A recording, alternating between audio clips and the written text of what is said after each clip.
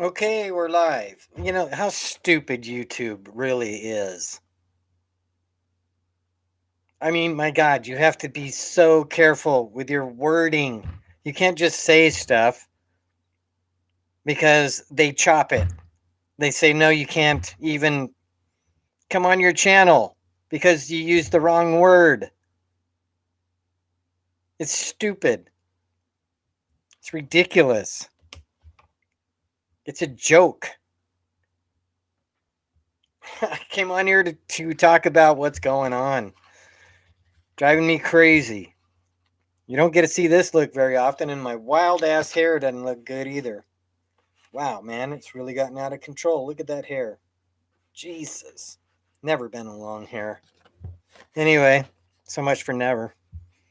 Let's see here. So I want to talk, there was the mute button, right? The mute button debate.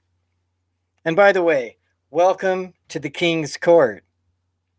I'm the king in this court, my court. And I'm reaching out to you in your court. So happy new Saturday. I hope everybody's doing well. I hope my volume's working. I hope that everything is working. I have no idea whether it is or not because I can't tell. But on this side, it doesn't tell me if it's working or not. So I guess we'll just keep rolling and see what happens. So they said they were going to have a mute button during the debate. Did anybody notice a mute button? Did anybody notice that the debate moderator just let Trump do whatever he wanted to do? Did anybody happen to notice that? I mean, we're looking at the time allotted to each person, President Trump and Joe Biden. How much time? I would say it was at least 2/3 Trump, 1/3 Biden, and the rest the moderator, who had no power whatsoever. She was ridiculous. I was like, oh my God, really? This woman has nothing. She has no backbone, no spirit, no nothing. It was horrible. I was just like disgusted. I'm like, stand up. You're a moderator. You're supposed to be taking care of these things so that each person gets equal time. Not so one person just beats you down and you just lay down and let him have whatever he wants. Good grief. Ridiculous. And it was the worst moderator I think I've ever seen in my life. Anyway, as weak as they come. So I was watching this guy called Yilong, Yilong, a martial artist, kung fu, who turned MMA fighter. I saw him lose after I saw just a ton of his matches where he just dominated and just wickedly dominated. Even a 7'3" guy, he crunched him down. And this guy is only 5 foot. What did he say? 5'8". It was unreal. But he stood there one time, and this MMA fighter is just pounding him in the jaw. And he's just standing there, boom, boom, boom, letting him hit him. And then whack, he nails this guy, and the guy's done. Bye-bye. See you later. Good night. It was unreal. Just unreal. Anyway, that was really something. If you get a chance, go check that guy out. So I'm going to note virus COVID. Washington State tops 100,000 infected. Washington State, the state that I live in, who's run by Governor Inslee, who's not doing his job.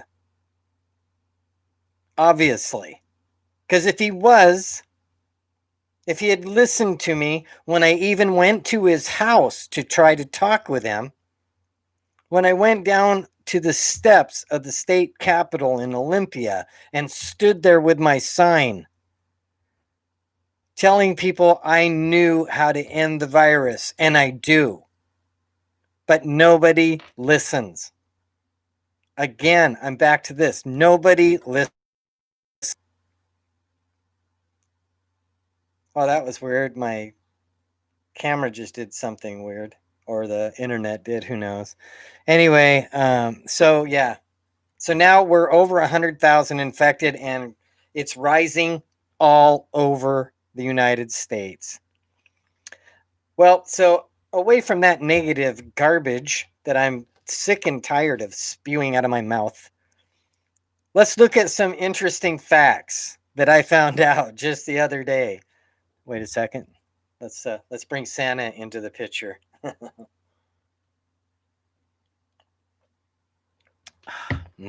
Needed that.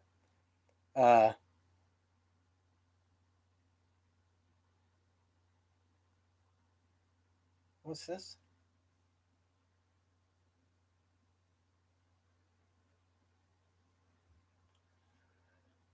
Something about Alanis Morissette doing something musically. She's a great singer, that woman. Really great. Is that her with her hair two different colors? Looks like her. Doesn't quite look right. Anyway, I adore Alanis Morissette. Man, she sang some beautiful songs. So here, let's get into this. This is great. I happened to see this, you know how you're like on Yahoo and you see something, so you go and check it out. So I went on this link, and it took me to Models Heights, the heights of women in the entertainment industry, et cetera, right? To tell their heights. And I was really quite shocked to hear some of these heights. So I thought I'd read them off. So here you go. Gigi Hadid, okay? The model, gorgeous, beautiful model. 5'10". Huh? I'm like, what? You're kidding me. I had no clue she was that tall. 5'10". Kendall Jenner. I knew she was taller than her sisters, but I didn't realize she was this tall. Kendall Jenner, 5'10". Can you believe that? I thought she's like 5'7", 5'8", 5'9", maybe. 5'10". Wow. Sigourney Weaver. This one blew me out of my socks. Sigourney Weaver from the Aliens films, right? From Ghostbusters, Miss Totally Righteous. God, she's a great actress. We miss seeing her. Sigourney Weaver, 5'11", 1 inch shy of 6 foot. Can you believe that? I could not believe it. I'm like, no way. Dude, are you kidding me? 5'11". But it gets better, people. Just keep listening. Ireland Baldwin. Now this one is going to throw you for a hook if you haven't already been thrown for a hook. Ireland Baldwin. 6'2" tall. And I'm like seeing that going, you're kidding. Because no way. I'm like, no way that girl that tall. But she is 6'2". Good God. God, I just got blown away by these heights of these girls. All right, let's continue on. Jane Lynch. 6 foot tall. Actress, great actress. Jane Lynch. Go look her up. 6 foot tall. But it gets better. So, Ivanka Trump. Right? Ivanka Trump. A little girl you see on the TV all the time with her daddy. Do you know how tall she is? This blew me away. Ivanka Trump is 5'11" tall. How is that even possible? She doesn't look 5'11". She looks like she's about 5'4", 5'3", average woman height, you know? But she's 5'11". Wow. Just stunning. And The first lady, 5'10" or 5'11". She's way up there. Unreal. Just blown away by these numbers. It gets better. Well, here's Charlize Theron. Charlize Theron, that was with Spicoli. Guess her height.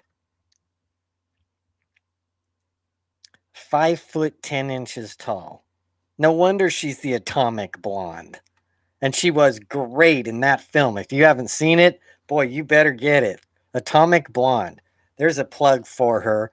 Beautiful Charlize Theron.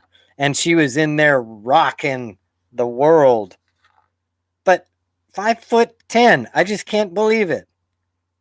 They don't look that high, that tall, but they are. It's unreal.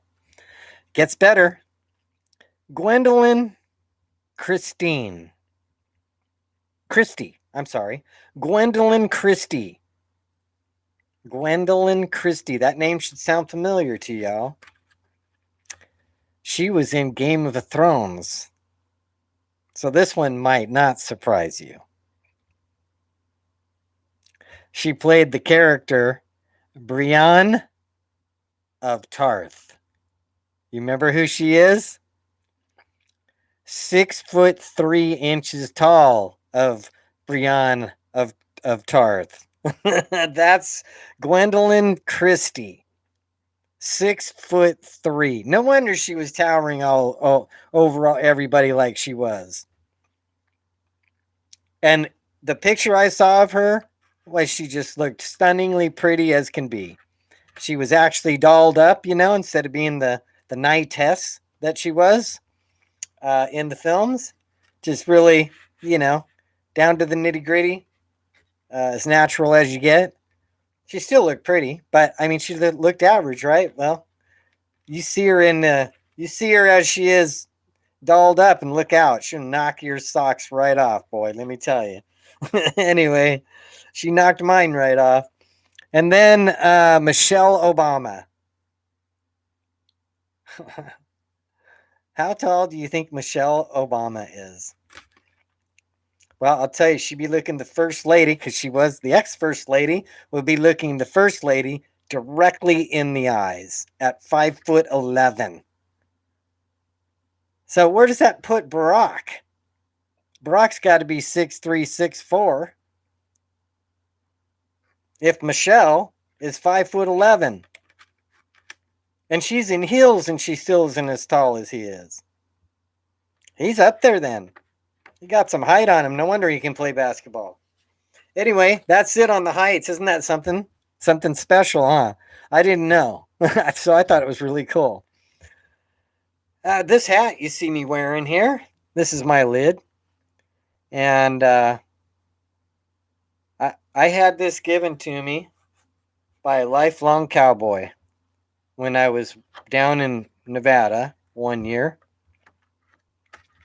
Now, some of you who know me know that I used to go down there and cowboy every 2 years. Every 2 years, down to Nevada, go cowboy. And it was the best. It was the damn best times of my life. You go down there and do that, and you will thank your lucky stars. Let me tell you, boy, howdy.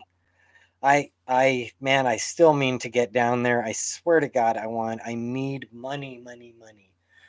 If I get enough money, I'll be heading right down there to go and see the Sharps, because Norm was really getting up there in his age, and so was Susie, but down there in Railroad Valley by Tonopah, got to go down there and see them, man. I really miss them. And really want to go down there and see him. But anyway, so this cowboy, and he knows who he is. I went down there this one year, and interestingly, it was immediately after I won the Washington State Lottery jackpot. So it was back in 1996, 97. And I went down there, and sorry about the glare on the glasses. I don't know what to do about that, because it's the glare from the screen. Anyway, So I went down there and yeah, see if I'm looking like that, then you can't see my eyes. Well, whatever. So I went down there and there I was. I went down there to drop some money on my one of my siblings. I won't even say their name. I don't want nothing to do with them. Anyway, went down there to drop some money on this sibling of mine because this particular sibling happened to help me get my business started when I opened my construction company. They really helped me out big time, so I wasn't about to forget it. And when I won the lottery, I decided I was going to write down there and put a nice big fat check in their hands and say that, say thanks, say my thanks, but relieve them from helping me anymore. And I did. Well, there I was. I was in all my nice, clean clothes, all nice and clean. Didn't expect to do any kind of cowboying or any kind of nothing on the range, nothing. Just came down there to visit. I expected we'd go to the casinos and check those out, and which I'd never been to in my life before. And I was looking forward to trying it since I was Mr. Mega Rich at the time, thanks to the Washington State Lottery that I won. And so, uh, I'm sitting inside the trailer and I'm talking with my sibling, and I look out and I see the boys out there. It's raining, it's snowing, it's nasty, muddy muck, just nasty as you can possibly imagine. Wind kicking up, and they're out there trying to rustle this hay off this huge gigantic hay truck to get it loaded up in the pickup truck, so that Justin can take it out and go feed the cattle way out where? Way out where? Up in the mountains, out in the valleys, just out in the crevasses, way back in the canyons, just out there, right? He's got to go and feed these cattle and the bulls and everything, make sure they're good to go. And so I keep looking out the window and they are just struggling like you cannot believe. And so I can't stand it. I can't stand it anymore. And I said to my sibling, "That's it. And my sibling says, "Well, where are you going?" I said, "I'm going out there to help. There's no way can I sit here and watch this." So out the door I go in my clean clothes. I climb up on the trucks. I get up in there and I said, "Hey, give me some of this." And I grab a hold of it and I start throwing bales of hay. Oh, there's my cousin right there. Okay, good. I checked with my cousin to see how he was doing because he's down there. I don't know if you can see that or not.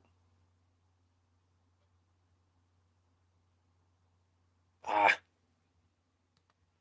try that again. Yeah, my cousin, he's down there and in Colorado where all those fires are. And so I was worried sick about him.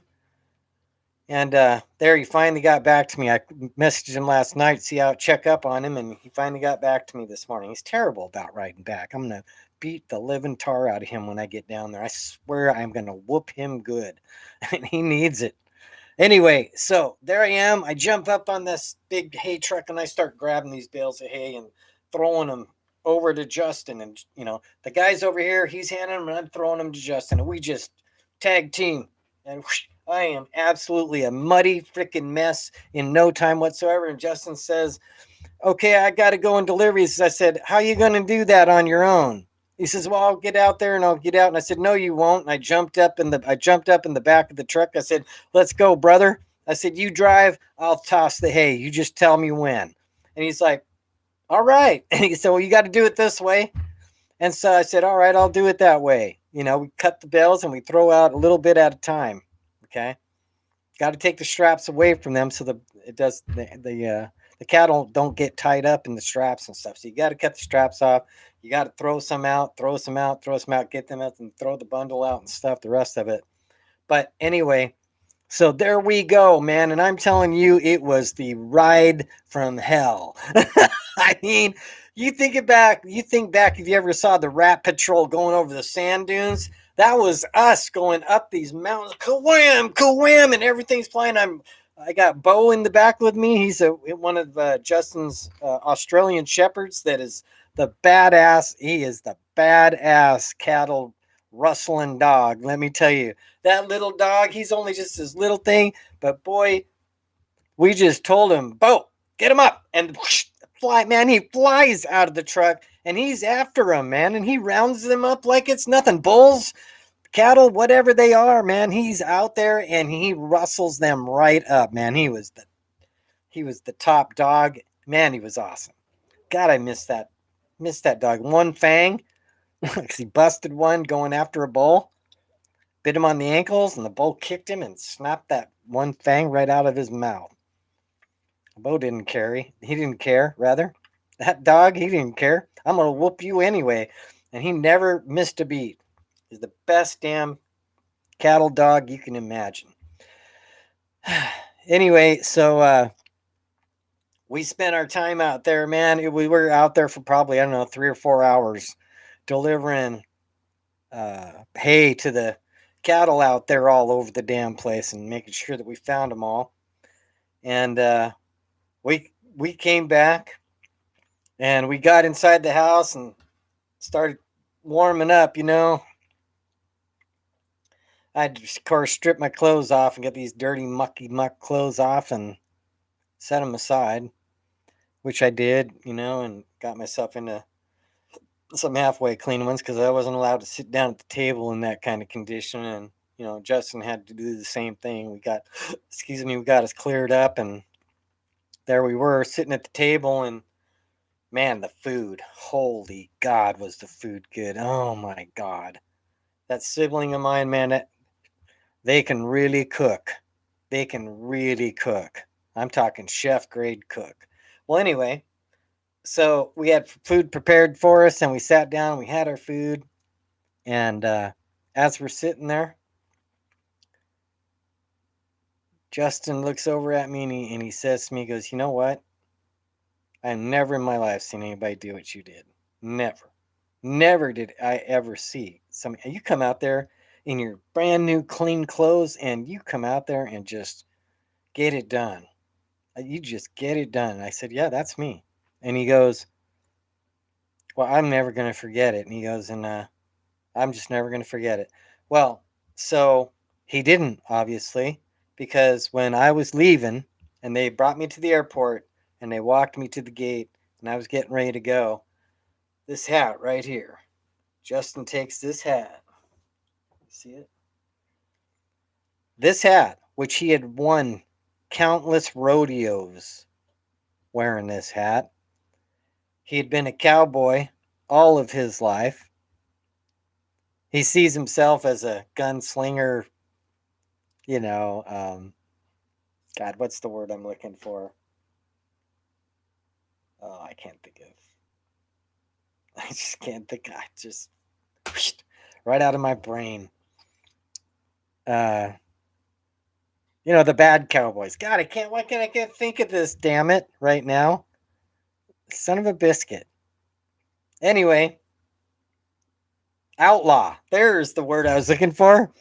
He sees himself as a total outlaw, and you know, he was actually related directly to Jesse James, the gunslinger cowboy Jesse James. That's Justin's direct relative.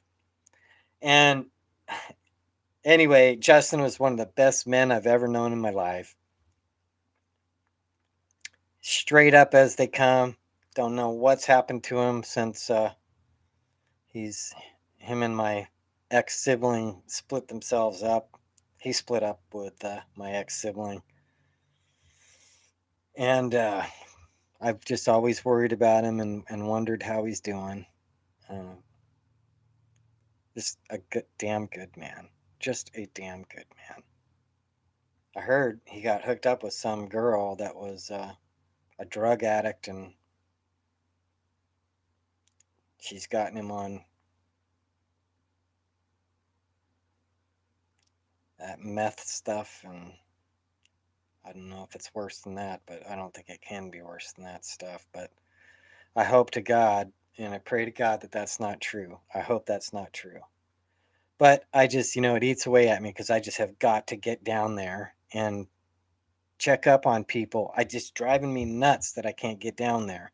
I don't have the money. So I'm hoping that somewhere along the way I come up with the money and I'm going.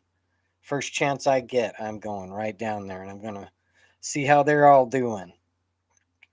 And I just hope and pray they're all doing well down there in Railroad Valley, Tonopah. No idea where Justin's at now, but I will find him. Yep, I'm going to track him right down cowboy style because that's how I know how to do it. And so I will. But anyway, okay, let me get back on here. So that's how I got this beautiful hat. I love it. I've really cherished and treasured this hat. I know why I got this hat, and that means the world to me. I have an old black Stetson that I always wore, but it got soaked really bad and it shrunk down. And so there's nothing I can do to get that hat back. It's too small for my head now. Gonna have to give it away to somebody. Anyway, so then the next thing I wanted to talk about was the stimulus. Still sitting like a dead duck in the Congress. What the hell? What the hell good are they if they won't help us? That's my thought. What good are any of those members in Congress if they can't help us? If they can't see to it, they can get everything else done, but they can't get it done to help us, the American citizens. There's something really freaking wrong there. All they can do is think of themselves and business.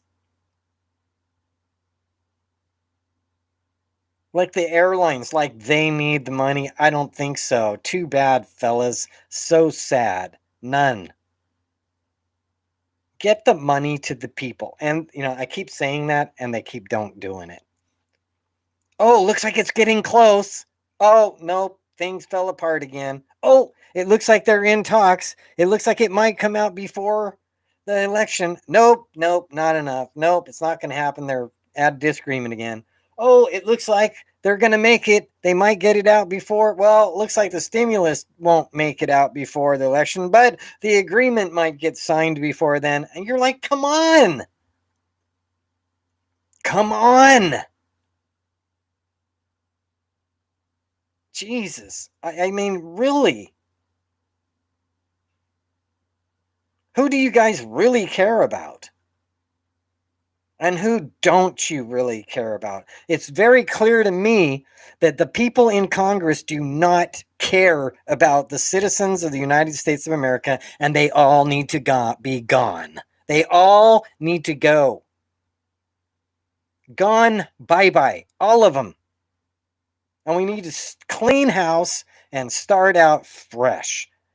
Brand spanking new with all neutral people. No more red, no more blue.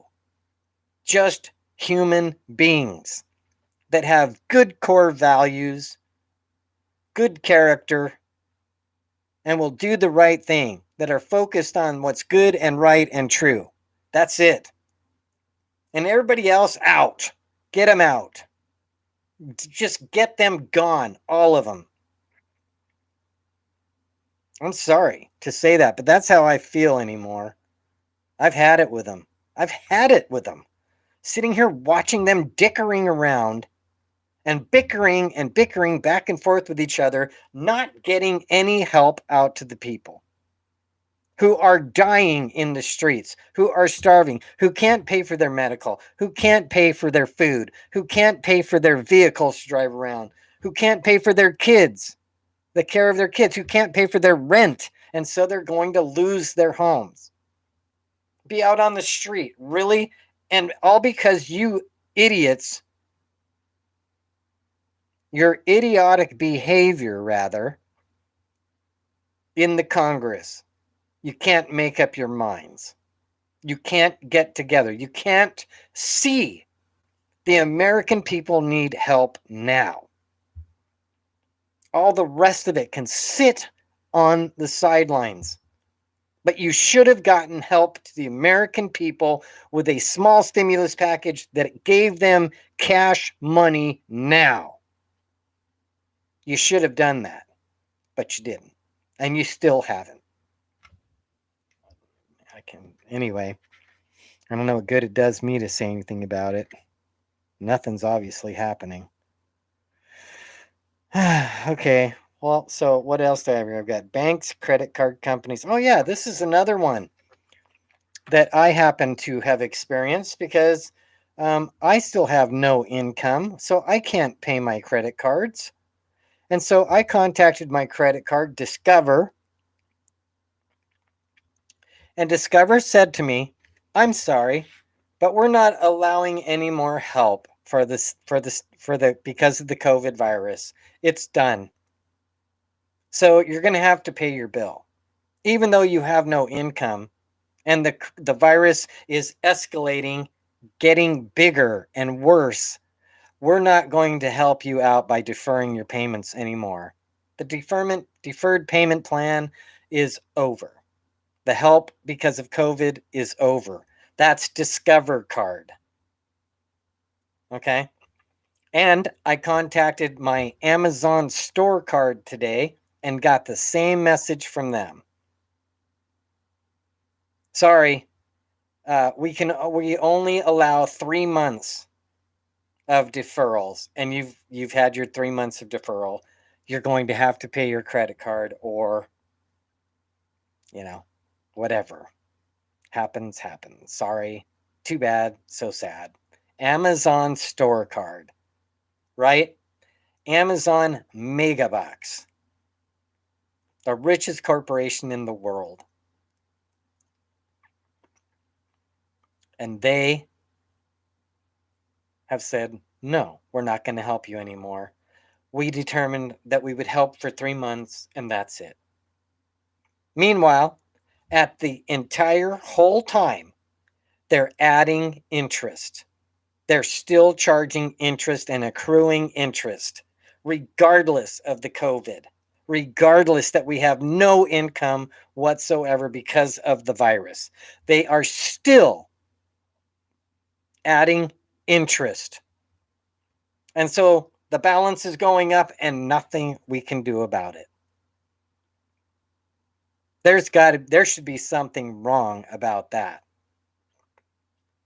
I mean, talk about taking advantage of a situation. Here we are, hammered down by the COVID virus. We have no income coming in, and the credit card companies are saying, "Oh, well, we're really sorry about that, but you're still going to have interest accruing on your account each month. It's going to charge you more and more and more, compounding, compounding, compounding." That's what every single one of the cards that I have. AAA Visa, Discover Visa, Slate Visa,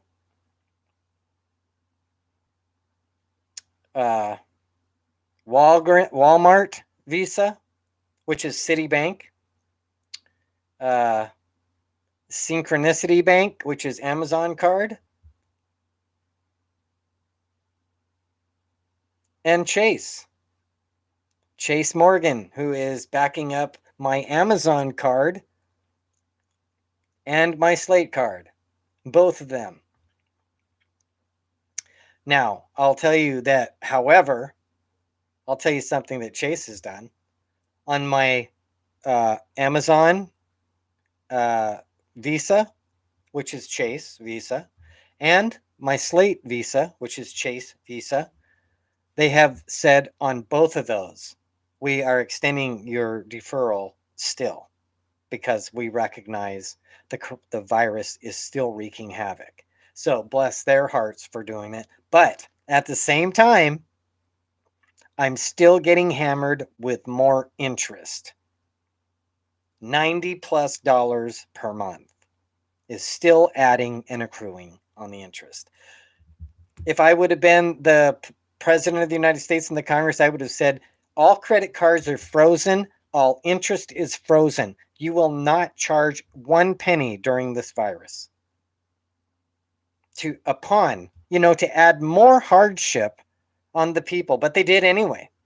They don't care. They do not care. What they care about is getting their money and making money. That's all they care about. They don't care about us. They really don't. They just care about getting money, making big, huge money. And they do.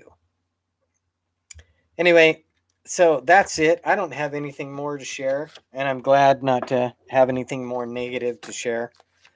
Thank God, no more negative to share. So how about a positive? Another positive. Dun, dun, dun, dun. Right here is another positive. See that? Look on the very bottom. Book number 4 now live. That's right. So if you go in and you type a once-in-a-lifetime meeting with my guardian angel, you will find 4 books published now on Amazon. Paperback and ebook both. Go get them. And if you're a Kindle limited, unlimited person, you get to read it for free. So go get it. Go get it. Go enjoy. All right. All right. Well, that's it. And I'm going to get off here because I have all kinds of stuff to do. I have my second, a different series in a different genre, psychological thriller, that I have to write book 1 for, and I have to go through book 2, which is already written, 200 and something pages. Book 2 is written, but I have to go back through and make sure it's written the way I want it to be written. And then I have to hand it off to my editor. So it's ready to go after I get book 1 written, which I haven't written yet. So I got to get busy. I got to write book number 1 in my psychological thriller, crime suspense novel series. And it's going to be a wicked, great series. Well, I don't know about great. I hope it's going to be great. I hope it's seen as great, but I think it's going to be pretty great.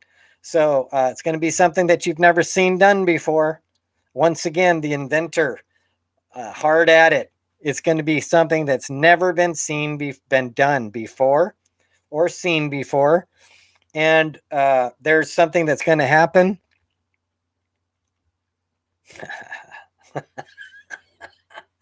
I love this. Something's going to happen in the second book that no author has ever done before. And it's going to be sweet as pumpkin pie. It's going to be so sweet when I do what I'm going to do. Oh, this is sweet justice. That's what I'm going to call it. You'll see. It's going to be a shocker. You talk about shocker and stunner. You're going to be stunned and shocked at the same time when you see what happens in book number 2. Okay, so get ready for it. It's coming. I'm not going to tell you the name of the series until I get the first one published. Then you're going to know. Okay, so that's it. We'll talk to you later. I love you. Mwah. I adore you. I cherish you. I treasure you. Have a fantastic new Saturday. Have a fantastic new weekend. Be good to each other. Be a good human being. Be a good human being. Get out there and be a good human being. Help each other rise to the occasion, right? Lift them up. Don't push them down. Help each other succeed, man. And then all of us succeeds. Okay, that's it. So God bless. And may peace be with you all. Stay safe, stay wise, and thus stay well. Talk to you guys later. Bye-bye. Thanks for being here. Appreciate it. Okay. Bye-bye.